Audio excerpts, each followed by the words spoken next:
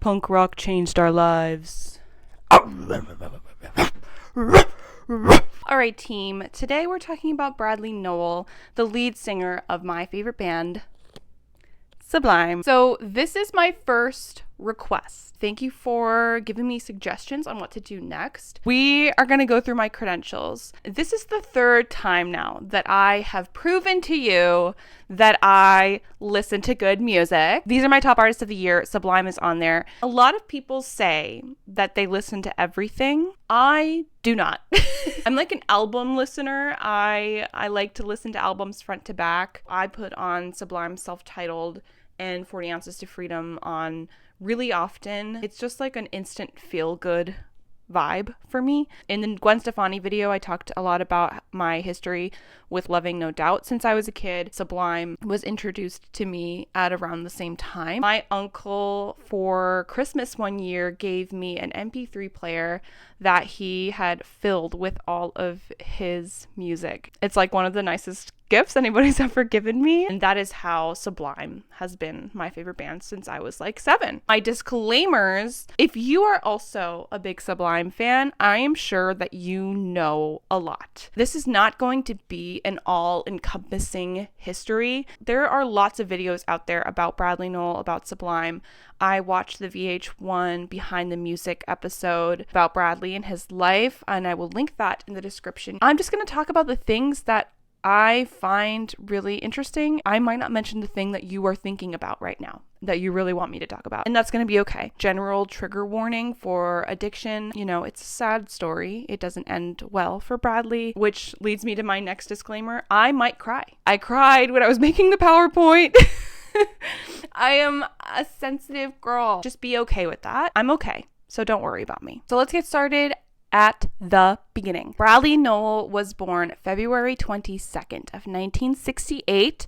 What zodiac sign is that? Hang on. Oh. Pisces. Yep.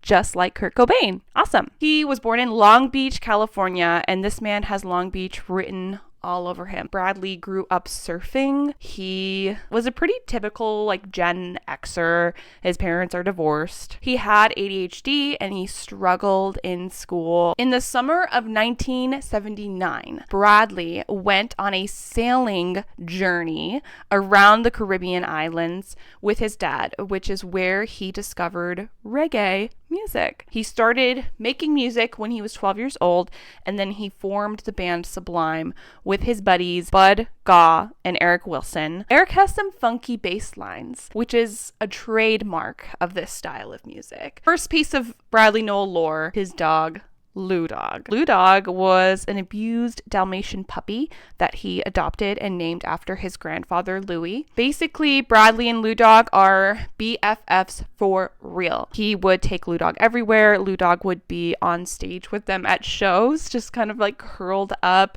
vibing. It's adorable. He apparently would bite people.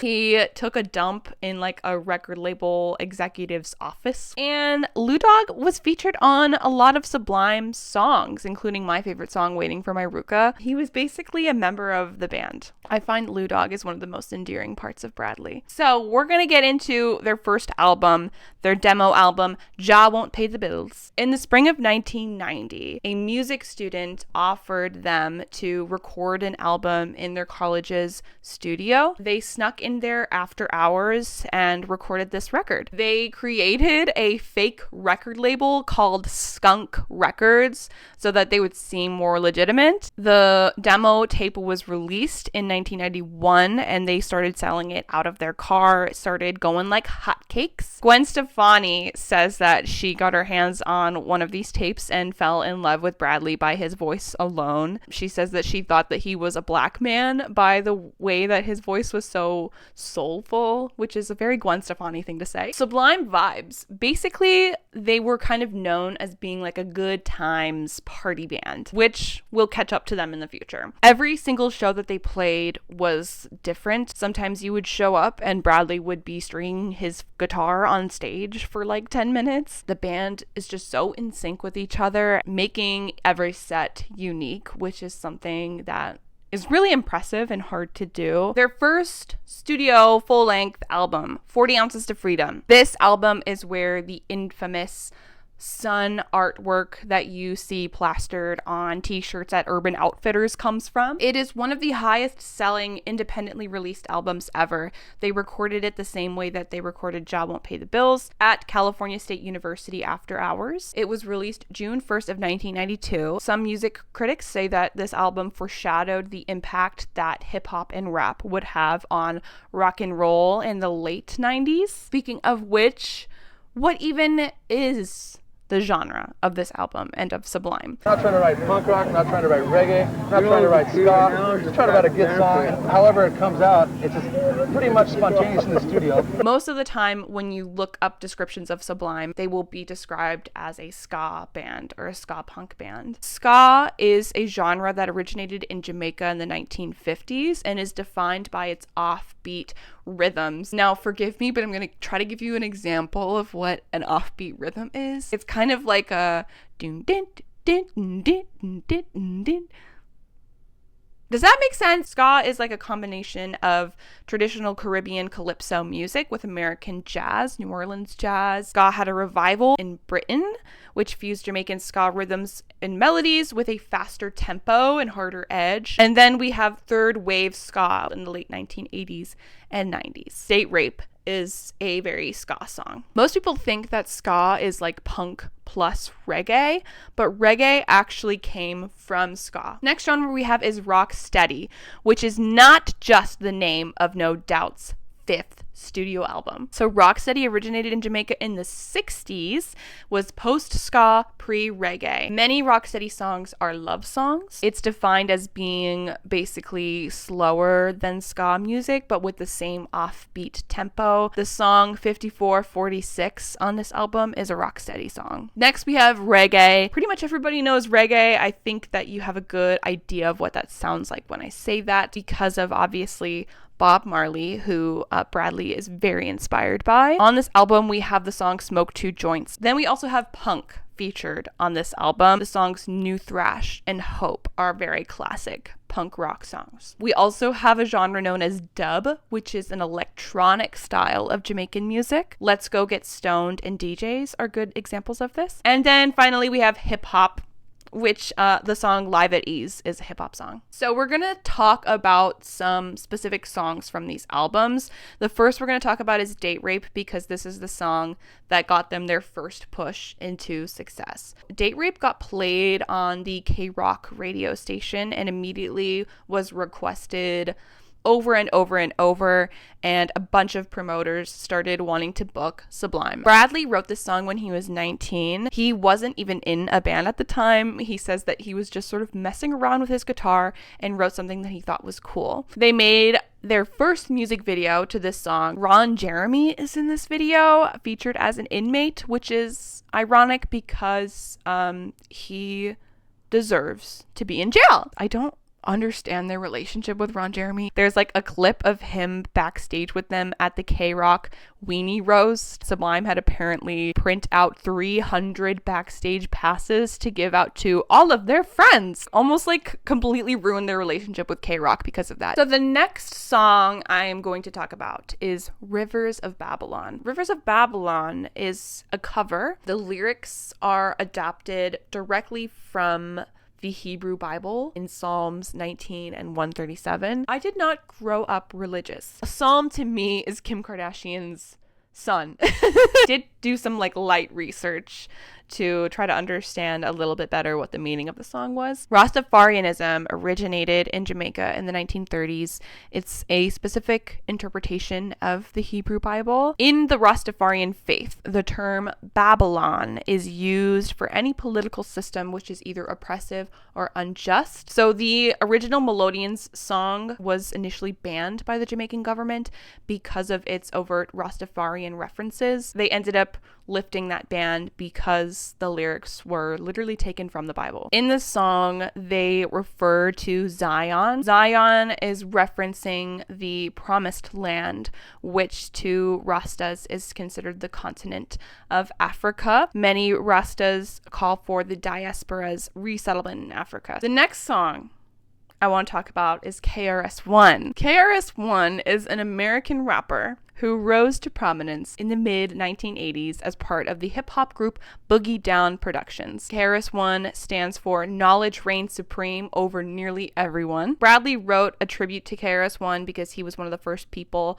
to infuse social commentary into his songs. So you might be thinking, I've never heard of KRS-One. Maybe is there a song that I might know by him? I'm so happy that you asked. Have you ever heard of a little ditty that goes, whoop whoop, that's the sound of the police? In the Sublime song, KRS-One, they use a lot of samples from his music, in particular the song, You Must Learn. The Boogie Down Productions song, You Must Learn, is this really dope song that is about how African history and Black history is not taught in American public schools, and that this leads to prejudice against minorities. One of my favorite lyrics from this song is, when one doesn't know about the other one's culture, ignorance swoops down like a vulture. They, in the song, list off a ton of influential Black people throughout history. I mean, they're just teaching us. And that is what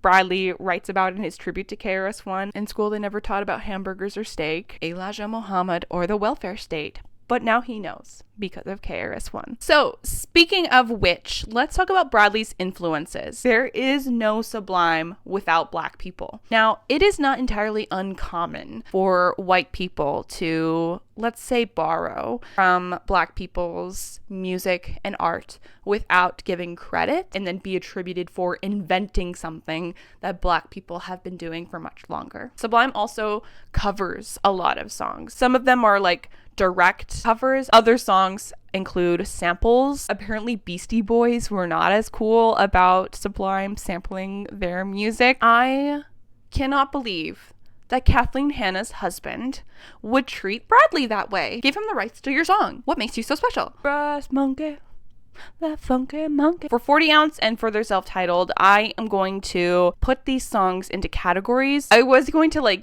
rank them from best to worst, but I can't do that. I simply can't. I sat down and tried, and I was like, this is hard. And I want this video to be fun, so I'm not going to make myself do something that hurts. Thank you for making this song for me. These are for the songs that I feel like were written for me. They're some of my favorites on the album. These are also probably going to be the songs that you likely know the best. Waiting for My Ruka. Maybe that's a controversial take. It's the opening song on the album. It's so good. My brother and I were obsessed with singing along to this song. Next song on this category is Bad Fish, Date Rape, and KRS-One. The next category is I Am Floating Down a River. Sublime is one of those bands that I think are best heard when you're vibing. The way that I imagine that, I'm in a big tube. I'm in a river. I have a rope tied to a bunch of my besties. We have some beverages. We have a cooler. The sun is out. I've got SPF lathered all over me. One of my friends has brought a waterproof portable speaker. These are the songs that I'm playing, okay? So you understand. We've got Rivers of Babylon, obviously, Don't Push, 5446, that's my number, / Ball and Chain, DJs, and Right Back. My next category is basement vibes. One thing I've noticed by researching California-based musical artists is that there is not a whole lot of basements involved. You know what? Actually, let me do a quick Google. Do they have basements in California? It is fairly uncommon for most California houses to have a basement. Yep, so I was right. Okay, cool. So for you Californians, let me explain to you what I mean. It's the same thing as a house show, but cooler because you're underground. When I say basement vibes, I'm talking, I want to see these songs covered by my local DIY bands. Let's get these playing in a basement, please. I want to jump around. I want to bump into my friends, into some strangers. I want to get thrown to the ground and then immediately picked up while listening to these songs. Hope, new thrash, and We're Only Gonna Die from Our Own Arrogance. Let's go! This next category is reserved for just this album. Not a problem, but let's keep an eye on that. Songs about partying or about partaking. We haven't gotten to the point where, something's going on here mentally. Let's maybe get some help. Scarlet Begonias, which is a Grateful Dead cover. Let's Go Get Stoned. What Happened? 40 Ounces to Freedom. The last category is I'm not going out of my way to skip it, but if I'm crunched for time, then maybe. Every single song on these albums is good. However, if I have like a 15-minute car ride somewhere, I'm probably going to skip these. Live at Ease, New Song, and Chica Me Pito. So next album we have is Robin the Hood. I am not really like exploring this album a lot in my day-to-day. It was released March 1st, 1994. It is experiential and weird. To give you an example of that, there is a series of 3 songs called the Raleigh Soliloquies, which is a selection of rants recorded by a man with schizophrenia named Raleigh Theodore Sakers. The song Saw Red, featuring Gwenny Gwen Gwen, is on this album. You all know how I feel about that performance. I'm obsessed with it. Yum, yum. The song STP, the line, there's always lots of fun stuff to do, like relax and design a brand new tattoo. That song was written for me. And then the song Boss DJ. It was based off of a Bob Marley song called Do It Twice. It makes me think that this is written about how Bradley saw himself. At one point, people were calling him a junkie. He says, I'm funky, not a junkie, but I know where to get it. Okay, enter Mama Troy. This woman rules. In this magazine called The Rears, she learned about a show in San Diego that Sublime was going to play. It was apparently booked at a heavy metal venue in San Diego and was not very well attended, but she and 10 of her closest buddies went down and went to the show and invited him to a bonfire after. So they were friends for 2 years before they started dating. Apparently, when Bradley met her, he immediately told his band that he has just met somebody really special. June 25th, 1995, their son, Jacob Nowell, was born. Bradley was stoked to be a father. He wanted to teach Jacob how to surf. Bradley and Troy get married in May 18th of 1996. Bradley had heard that other musicians were using heroin to be more creative. He really believed that he could control it. In the span of 2 years, he tried getting sober 10 times. The song Pool Shark outlines his sense of helplessness around his addiction. Now I've got the needle and I can shake, but I can't breathe. I take it away, but I want more and more. One day I'm gonna lose the war. One of his most vulnerable songs that he's ever written. He does get sober for 3 months, but then when Sublime goes on tour, because they've gotten this big party reputation, he gets offered to partake again, and he does. Bradley is sharing a hotel room with Bud and with Lou Dog, went for a walk with Lou Dog, took in the scenery, went back to his hotel room, used, and overdosed. When Bud woke up, he saw Lou Dog curled up at Bradley's feet, whimpering. He was pronounced dead on the spot. His son Jacob was 11 months old. Lou Dog lives out the rest of his life to be a happy old puppy, and he dies of old age, and when he does die, they sprinkle his ashes the same place that they sprinkled Bradley's ashes so that they could be together again. Oh, I'm so glad that my cat will live forever and she won't die, and none of you are going to tell me that she's going to die, because that would be fucked up of you to say. So this is a really sad story, but I really want to make it very clear that people do recover. Bradley Nowell's family started the Nowell Family Foundation. They provide addiction recovery services to the music community through combined strength of the industry and those who have been touched by the power of music. They started a residential recovery facility that provides treatment options for people in the music industry with opioid addiction, regardless of their financial situation.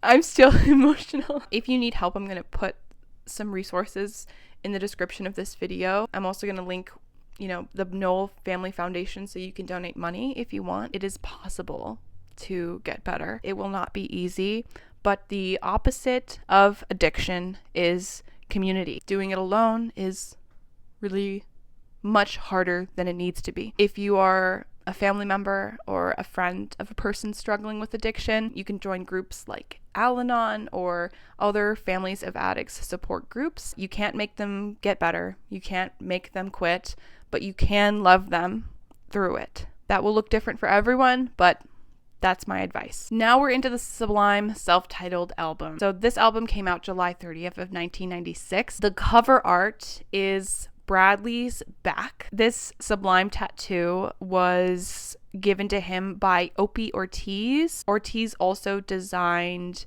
the Sublime Sun logo on the 40 ounces cover. The album had not been released yet when Bradley passed away. It absolutely blows up. The songs What I Got, Santeria, and Wrong Way are all huge hits. When they were making music videos to promote the album, they have I can't even say Lou Dog without crying. They have Lou Dog in the music videos, and they show clips of Bradley from live performances too as a ghost, and it's beautiful. So the first song we're going to talk about off of this album is April 26, 1992. Hey team, I'm here editing. Every time I talk about this song, just so you know, I am going to say it wrong. It is really hard for me to say the right date because I'm so used to singing it the way that they sing it in the recording. Don't say anything about it. Just be fine with it. Just accept it. Moving on. I think this is another great example of Bradley like showing what his values are. The song was written about the riots that occurred after the death of Rodney King due to police violence. One of the really disappointing things is like how many things have not changed. When they recorded it, Bradley accidentally said the wrong date. The take was just too good to give up. So next, Caress Me Down. Now, this song is a horny little horn dog song. So many of Sublime's lyrics are so boy. There are multiple Sublime songs that reference balls. I do not know Spanish, but I know the lyrics to this song. Mucho gusto, me llamo Bradley. Yeah. Bradley learned Spanish from working on construction sites with his dad, where there were apparently a lot of Mexican workers. So we're gonna rank the songs on the Sublime self-titled album. Thank you for making this song for me. We have Santeria, Caress Me Down, What I Got, Wrong Way, and April 26, 1992. These are all songs that I have no choice but to sing along to. For I'm Floating Down a River, we've got Get Ready, Garden Grove, and Doing Time. Summertime. I Need This in a Basement Bad. We've got Paddle Out, Seed, Same in the End. Daddy was a rolling stone. That's what I want.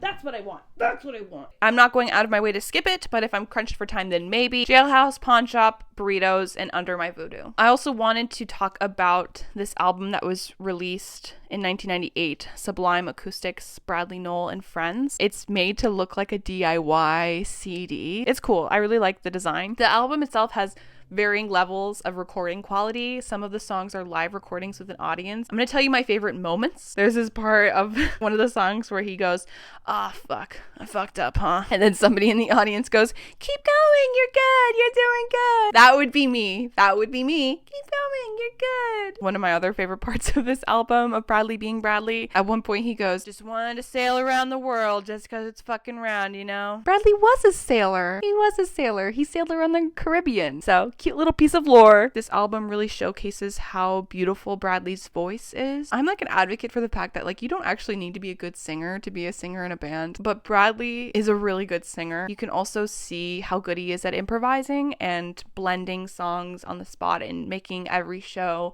unique. Bradley's legacy. Sublime is a catalog band, meaning that they get new fans every generation. Sublime does get back together in the future and they get a new singer and they call themselves Sublime with Rome and they release their own music with Rome, and I think it's good. So in recent years, new development, Bradley's son Jacob is going to perform with the surviving members, Bud and Eric, at Coachella this year with their besties, no doubt. First of all, how dare you not make Sublime's name as big as No Doubt's? How dare you? Reason why they're able to use the Sublime name again is because Jacob owns the rights as well as the rest of Bradley's family to the name, so him being involved means that, hey, we're Sublime again. Jacob is a really cool guy. He makes his own music as well. A lot of fans of Sublime will come up to him after shows, tell him how much his dad meant to them and that they wish that they could have met him, and Jacob will joke and say, yeah, me too. I'm really excited to see them performing with him. I think that's really special and beautiful. We're rolling up on some conclusions now, folks. Bradley Nowell doesn't get talked about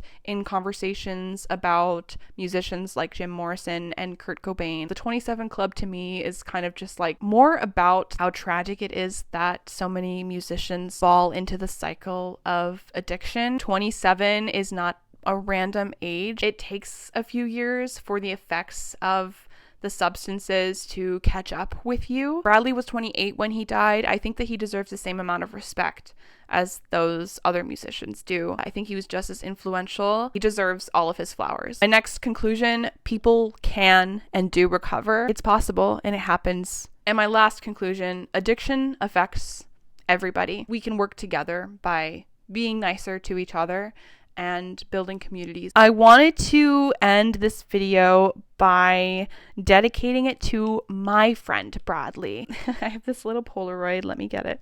That's me and Brad. When I was a freshman in high school, I made a YouTube channel. I'm not going to tell you the name of it because I cannot log back into it to private all of those videos. Don't look.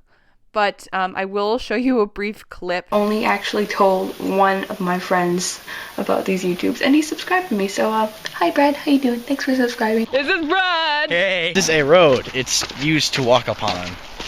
Fascinating. My name is Brad, and I want to be a stripper. Bradley passed away 3 years ago today, on the day that I'm filming this. He was a very special person in my life. I want you all to stick around for as long as possible. So thank you for watching. I'm going to always do my best to be as accurate as possible, but feel free to correct me if I get anything wrong or disagree with me. Just be nice, okay? This video is still sponsored by my band, Burly Girlies. Link, as always, is going to be in the description if you want to listen to us. I appreciate you being here. Thank you so much. Bye. Thanks for watching, and I will see you sometime later in the near future. Okay, bye.